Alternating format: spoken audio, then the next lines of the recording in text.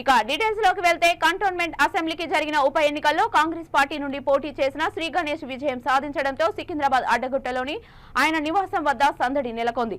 పెద్ద ఎత్తున పార్టీ శ్రేణులు అభిమానులు అక్కడికి చేరుకొని సంబరాలు జరుపుకున్నారు.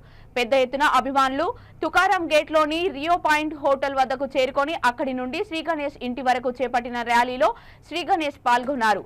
ఆయనను పెద్ద గజమాలతో సత్కరించారు. పెద్ద ఎత్తున నాయకులు, కార్యకర్తలు, అభిమానులు శ్రీ గణేష్ ను సన్మానించడానికి, శుభాకాంక్షలు తెలపడానికి పోటీ పడ్డారు.